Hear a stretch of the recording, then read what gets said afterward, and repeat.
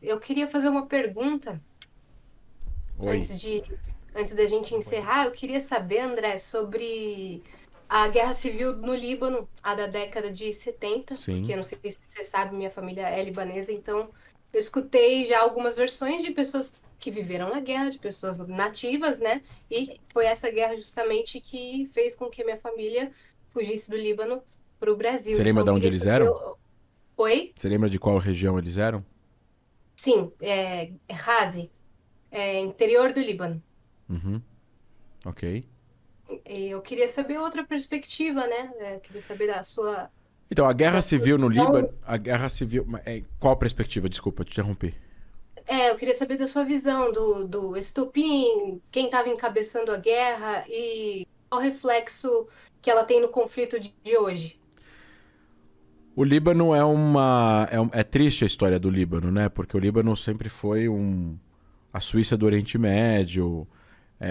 Eu tenho uma amiga libanesa que fala que o Líbano, na verdade, não é árabe, ele é fenício, ele é mediterrâneo, ele é levantino. Essa arabização que foi feita ao Líbano, na verdade, isso aconteceu nos últimos 100, 200 anos, não era assim, etc e tal. Enfim. O Líbano ele é sectário, né? Você tem várias religiões representadas por pequenas, grandes minorias, né? São 10, 15% aqui, 10, 15% ali. E isso formou o mosaico libanês.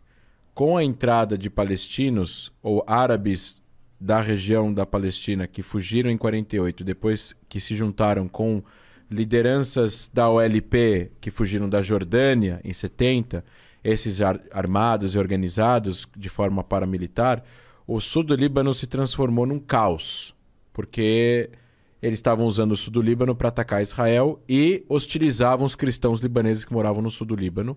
E, se não me engano, também os xiitas, porque os palestinos são sunitas.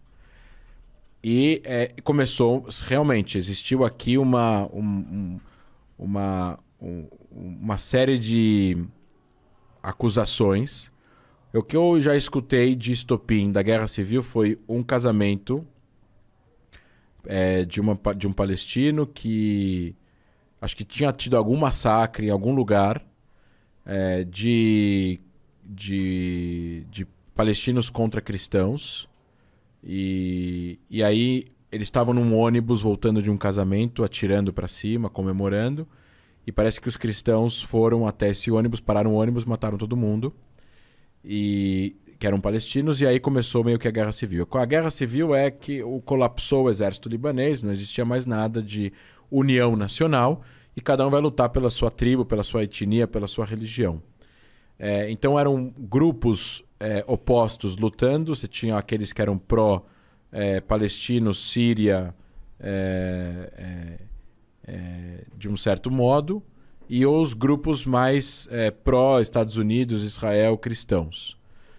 No caso, Israel vai invadir o sul do Líbano em 82, vai fazer várias operações até lá, mas vai invadir o sul do Líbano em 82, vai tentar proteger esses vilarejos cristãos que estavam sendo alvejados e perseguidos por palestinos no sul do Líbano, vai empurrar a OLP para depois do rio Litani, que logo depois de 4 ou 5 dias Israel chega já, o exército israelense chega no Beirute e cerca a OLP, que vai fugir para a Tunísia. E daí, a partir daí, o que acho que Israel tentou fazer errado foi o nation state building. Eles tentaram ajudar a eleger um governo libanês cristão pró-Israel. Ou pelo menos não antagônico a Israel. Assim, as pessoas não precisam nesse lugar do mundo se morrer de amores. Mas se eles se reconhecem, se aceitam, já está ótimo. E foi o que aconteceu. Foi eleito Bashir, que foi presidente do Líbano por um breve período, e foi morto depois pelos sírios. E aí começou pelos sírios junto com palestinos, e aí os cristãos se rebelaram e fizeram o Sabra Shatila, que foi o massacre nos campos de refugiados palestinos. E aí teve toda a acusação em Israel de que Israel sabia e não fez nada para impedir. Tem gente que fala que não, que Israel não sabia. Enfim, virou um caos. É o que é conhecido como a lama libanesa. Agora estão falando a lama afegã. Essa era conhecida como a lama libanesa. E Israel ficou... E aí Israel sai do sul de Beirute, acaba meio que não conseguindo implementar os seus objetivos políticos lá. Os objetivos militares já tinham sido cumpridos, porque a OLP já tinha saído e ido para a Tunísia. E eles mantiveram uma zona tampão de 4 ou 5 quilômetros no sul do Líbano, para impedir a chegada à fronteira, encostar na fronteira com Israel, de grupos radicais. E nessa presença, a gente está falando de uma época, você tem que lembrar também toda a questão regional e toda a questão global.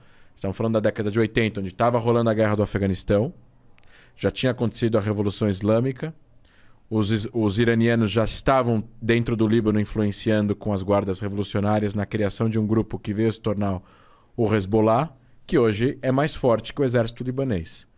Então, quando Israel sai do sul do Líbano em 2000, tirando o argumento do Hezbollah de manter suas armas, esse argumento inventaram um outro argumento agora de que eles podem continuar armados, e assim você tem um grupo armado paramilitar, terrorista, que a gente chama de grupo terrorista híbrido. Também terrorista, é braço social, é braço cultural, braço médico, você tem escola, creche, eles fazem tudo. É que nem um grande partido que domina o país. É tudo do partido. O Estado é ele, né? É tudo dele, nada é além dele. Então o Hezbollah faz isso. E o que acontece? A ideia do Hezbollah é gradativamente dominar o Líbano, posteriormente transformar o Líbano em um lugar onde os muçulmanos, isso é do Hezbollah, vão se tornar hegemônicos, mais uma vez, com a ideologia já iraniana, xiita nesse caso. Então você tem uma grande fuga de pessoas que moravam no Líbano, principalmente de cristãos, mas também de muçulmanos, que vão fugir, vão para outros lugares. Antes da Guerra Civil, durante a Guerra Civil, depois, no meio da Guerra Civil. E você tem pessoas que vão tentar trabalhar para que o Líbano fique o tempo todo não estável. Então você tem o acordo que termina a Guerra Civil em 90, que meio que vende a soberania de política externa libanesa para a Síria. Aí você tem uma grande presença militar síria na guerra no Líbano até 2005. E aí quando a Síria sai do Líbano, existe toda uma questão de presença iraniana junto com o Hezbollah na oposição. Aí tem a guerra do Líbano com Israel em 2006, que na verdade foi uma guerra do Hezbollah com Israel, onde Israel não responsabiliza o Líbano e sim o Hezbollah, tanto que há muitos alvos atingidos, a maior parte dos alvos atingidos são do Hezbollah e não do Estado libanês. E aí a partir de 2009, 2010, o Hezbollah entra para o governo libanês. Então Israel hoje interpreta que um ataque do Hezbollah a Israel é um ataque do Líbano. Israel, apesar de Israel desejar muito ter paz com o Líbano. Seria um grande sonho dos israelenses poder fazer paz com o Líbano, porque é muito parecido a cultura, a comida, é mediterrâneo, e acho que levantino. De povo para povo é uma vontade mútua, né? Não, então assim, os israelenses têm menos rancor dos libaneses do que os libaneses têm dos israelenses, porque Israel já invadiu o Líbano, já atacou o Líbano, já morreram gente, já morreram mais libaneses do que israelenses através desses ataques, então é normal entender que existe esse tipo de sentimento. É que o libanês, ele odeia mais o Hezbollah e os sírios do que Israel. É isso que eu escuto, pelo menos, de amigos libaneses que moram lá. Não é que eles morrem de paixão por Israel, mas eles têm muito ressentimento da ocupação síria. Eles falam assim, a ocupação de Israel foi ruim, mas a Síria foi pior.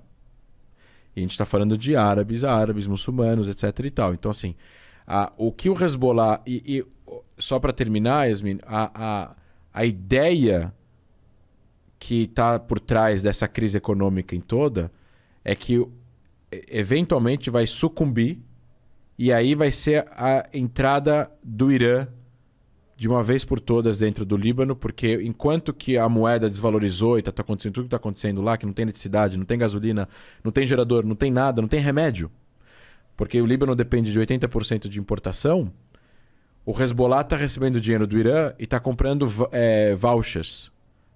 Vale comida, vale remédio, vale creche, vale hospital, vale aluguel, vale eletricidade, vale gasolina. E está distribuindo isso em troca das pessoas se filiarem ao partido.